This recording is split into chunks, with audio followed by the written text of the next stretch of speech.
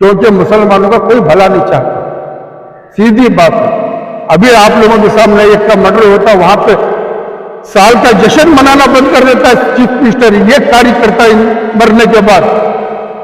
उसी जगह पे हमारे लोग मरते हैं तो कोई पूछने वाला नहीं है। बहुत से मुसलमान हैं, किसकी रहनुमाई हो रही है? कौन है हमारा हमदर्द? इसलिए हर नौजवान से उनको आवाज देता हूं, जो भी ऑफिशियल आते हैं उनको पहले आप तमाचे मारो। हमारा कोई है नहीं तो आप सब एक हो जाओ, इनकी हम गर्दन पकड़ेंगे।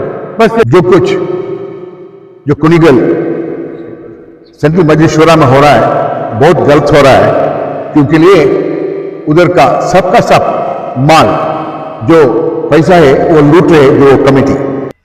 ಬಹಳ ವಿಷಾದಕರವಾದ ವಿಷಯ ಏನಂದ್ರೆ, ಕಳೆದ 4-5 ವರ್ಷಗಳಿಂದ ಅಲ್ಲಿಯ ಕಮಿಟಿ ಏನಿದೆಯೋ ಆ ಕಮಿಟಿ ಬಹಳಷ್ಟು ಭ್ರಷ್ಟಾಚಾರ ನಡೆಸಿ ಅಲ್ಲಿಗೆ ಅಲ್ಲಸಲ್ಲದ ಕೆಲಸಗಳನ್ನು ಮಾಡಿ ಕೋಟ್ಯಾಂತರ ದುಡ್ಡನ್ನ ಲಪ್ಟಾಯಿಸ್ತಾ ಇದೆ. ಇದು ಹಲವಾರು ವರ್ಷಗಳಿಂದ ನಡೀತಾ ಇದೆ. ಅದಕ್ಕೆ ವಿರುದ್ಧವಾಗಿ ಅಲ್ಲಿನ ನಾಗರಿಕರು ಬಹಳಷ್ಟು ದೂರುಗಳು ಕೊಟ್ಟಿದ್ದಾರೆ. ದೂರುಗಳು ಕೊಡುವಲ್ಲದೆ ಇರುವ ಎಲ್ಲ ದಾಖಲೆಗಳನ್ನು ಕೊಟ್ಟಿದ್ದಾರೆ. ಇದೇ ವಕ್ಫ್ ऑफिस ಏನಿದೆಯೋ वक्फ बोर्ड ಏನಿದೆಯೋ ಅದಕ್ಕೂ ಕೊಟ್ಟಿದ್ದಾರೆ. सब कुछ दे चुका है, जो कुछ क्या सब प्रूफ है, सब एविडेंस है, सब इधर देखो है। फिर भी जो कुछ ये हमारा वक्फ बोर्ड में हो रहा है बहुत गलत हो रहा है। ये बड़ा एक अड्डा बन गया है, करप्शन का बड़ा अड्डा बन गया पहले से, और अब और बड़ा अड्डा बन गया जैसा ये शाफी सईदी जो है। बट और एक अच्छा बात है, अब लेटेस्ट जो आपको है वो सीईओ वो जो जरा अच्छा काम कर रहे करको सुनने में वो अच्छी बात है, मगर जो कुछ अब हो रहा है वो बहुत गलत बात है। क्या हुआ सर एग्जैक्टली? उधर एक हमारा ये ईदगाह कॉम्प्लेक्स था, रोड के उधर एक बड़ा कॉम्प्लेक्स बना है।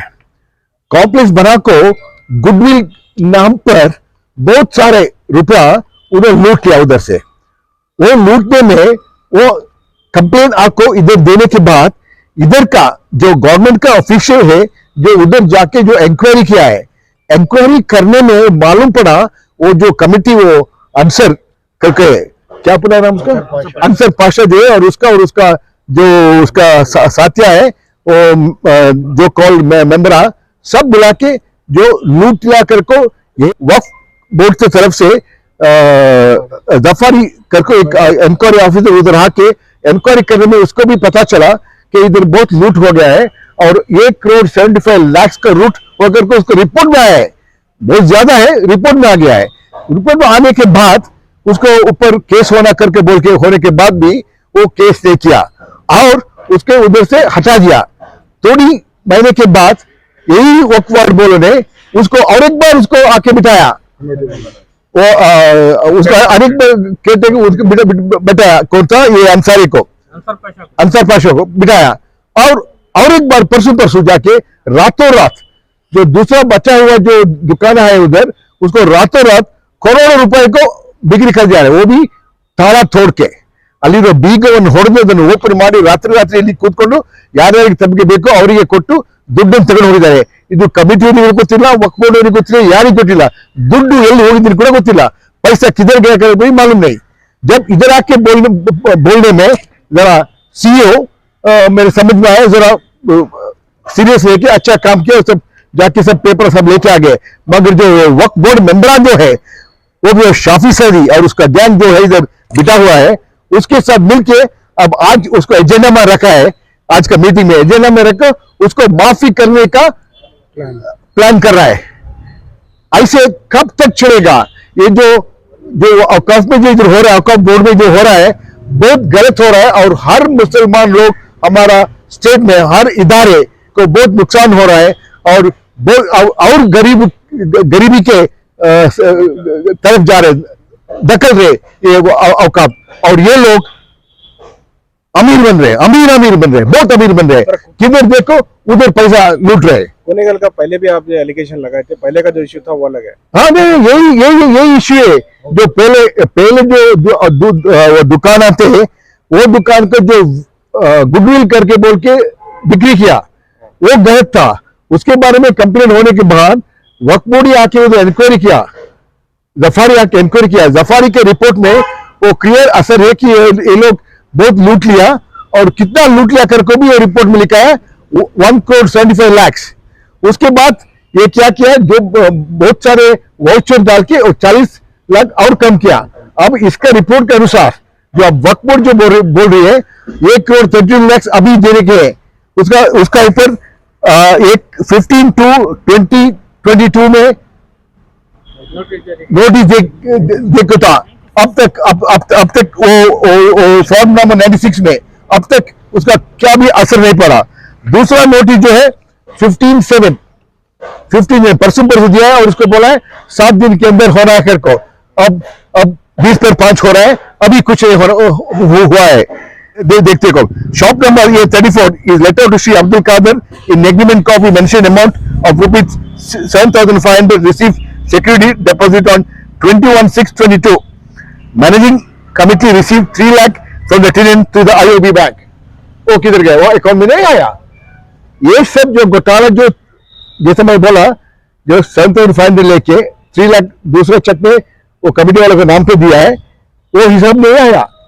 ये सब रिपोर्ट में आ चुका है, जफारी रिपोर्ट में, और उसके अनुसार उसको 7 दिन का टाइम दिया था, और 15 to 2022 को अब तक उसका क्या भी रिपोर्ट नहीं किया, उसका कोई एक्शन भी नहीं लिया। क्या आपका डिमांड क्या था?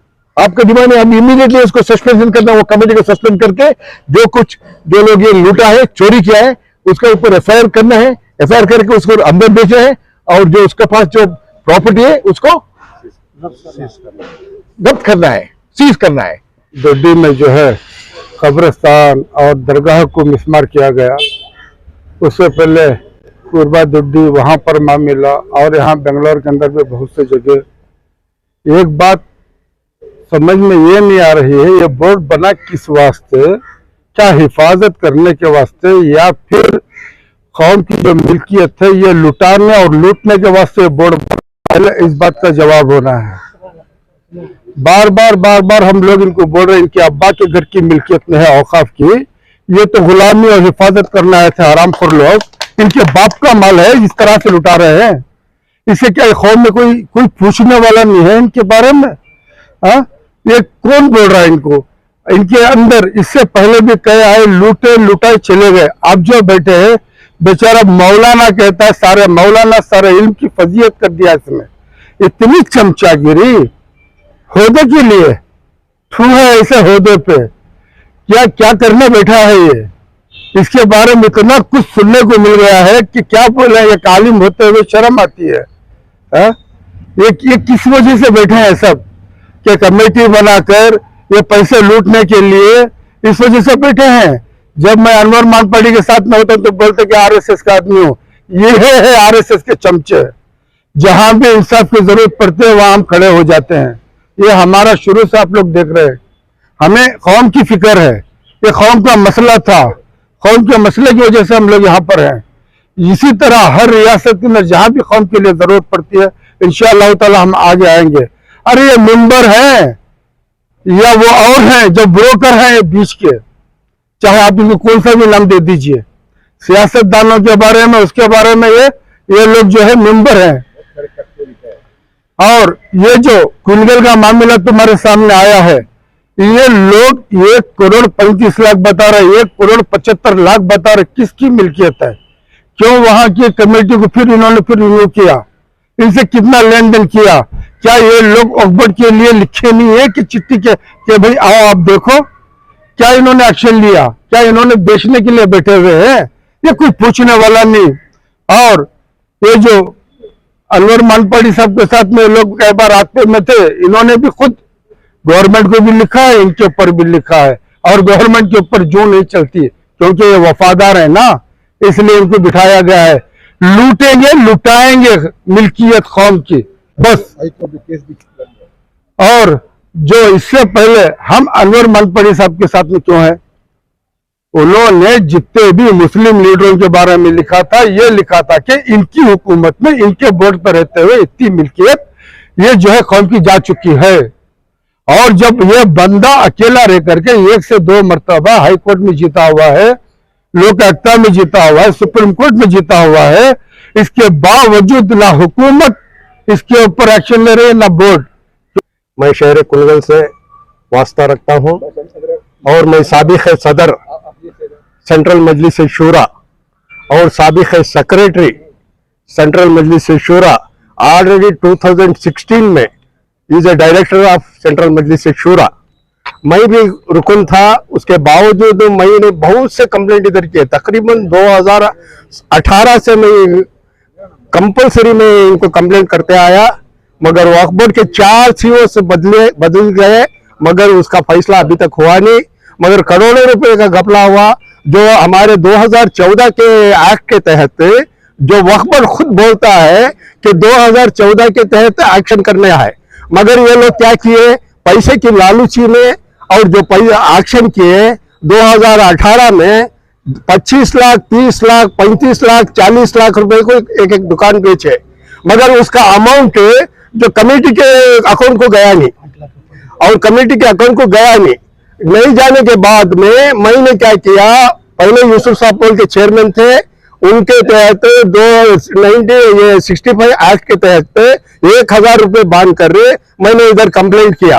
तो वो कंप्लेंट क्या करे, वो लोग खुद जो मरहूम यूसुफ साहब, जो उनको मैं दुआ करता हूँ उनको जन्नत मकबूरत हो दे, मगर वो साहब क्या करे, तुम ऐसा करो जी, यहाँ काम नहीं हो रहा करके बोलने से मैंने क्या किया, वो 1000 रुपए बांध कर 65 के एक्ट के तहत इसकी ताकीक करो करके बोल के बोला। तो जफारी साहब को अपॉइंटमेंट किए, जफारी साहब पूरा निचोड़ जो था वहां वो लोग पेश किए, और लास्ट में अभी चंद दिन पहले बोले क्या ये करिए बोलता है, इसको क्रिमिनल केस है करके उसे डिसअपॉइंट करो करके बोल के भी बोलकर है। और हमीदुद्दीन साहब बोल के एक जो एक्शन हुआ 2018 में, वो खुद उनके सामने थे और उनके खुद सामने वो पूरा रिपोर्ट वक्फ बोर्ड को पेश किए। इतने करोड़ को, इतने लाख को एक दुकान गया बोल के, वो दुकान होने के बावजूद आज तक वक्फ बोर्ड वाले कोई भी एक्शन नहीं लिए। और जो सेक्रेटरी था अंसर पाशा बोल के, अंसर पाशा को फिर दोबारा उसको सदर बनाकर आज बिठाकर ही, सदर होने के बाद आज 2022 तक 21 से 22 तक आज भी कम से कम 2-3 करोड़ रुपए का नुकसान हुआ। और खुद सीओ साहब उधर आए थे। 2-3 करोड़ का मतलब है रातों रात, क्यों बोले उसका सबूत नहीं है। जो पैसा लेकर है 25 लाख 30 लाख का दुकान, जब आदमी को 10 लाख में मिल रहा बोले तो वो पैसे वाला खुद जाके रातों रात खरीद डाला और उसको वोचर तक नहीं दिया। और वो जो पैसा कम से कम 20 दुकानों पे बेच कर है, फरोख्त करके है, मगर वो पैसा भी अकाउंट को नहीं गया, नहीं आता ना वो प्रॉपर्टी नहीं आया, मगर किया ना, कौन पूछ रहे, अग्रीमेंट देकर है ना वो कोर्ट में। हाँ, कोर्ट में भी, अभी कोर्ट में भी जाकर है वो। सर ये टोटल प्रॉपर्टी कितनी है और कब ये कॉम्प्लेक्स बना और टोटल दुकान इसमें कितनी? हमारे जो है सेंट्रल मजलिस शूरा 1940 पर 2 से भी है, आज तक ऐसा नहीं हुआ था। और बोर्ड सूरत भी नहीं देखे थे, और बहुत बड़ी प्रॉपर्टी है उधर। एक ईदगाह की तकरीबन 220 और 180 लंबाई चौड़ाई इतनी है प्रॉपर्टी, वो भी हार्ट ऑफ सिटी में है। और जो केशिफ के पैसे आए थे 1 करोड़ 80 पर 7 लाख, ये जो दिया वो भी कमेटी में लाके मंजूर नहीं किया। उस वक्त पर तनवीर सेठ थे, तनवीर सेठ को भी मालूम नहीं हुआ था। इस तकरीबन 200 है, तकरीबन 200 दुकान है। अभी जो नया कॉम्प्लेक्स हुआ उसके क्या है बोले तो कि जो केशिफ से इन्हें जगह दिया तो उधर क्या हुआ बोले तो 1 करोड़ 80 पर 7 लाख आया। मगर हमारे बैला के तहत वो अंसर पाशा जो सेक्रेटरी था 2016 से जो सेक्रेटरी था 19 तक, वो कमेटी में लाया नहीं, मंजूरी लिया नहीं, कमेटी के बैला के तहत कुछ काम ही नहीं किया। उसके बावजूद क्या किया, 1 करोड़ 80 पर 7 लाख को 5,500 स्क्वायर फीट जगह बेचा उसने। और जो सामने की जो है, जो रोड मार्जिन का जो कानून है, आमने सामने दोनों बाजू बराबर लेना, मगर वो वन साइड लिया, बाजू सामने वाले किसी को 1 इंच जगह नहीं छोड़ा। इसमें भी उसने बहुत ही किया।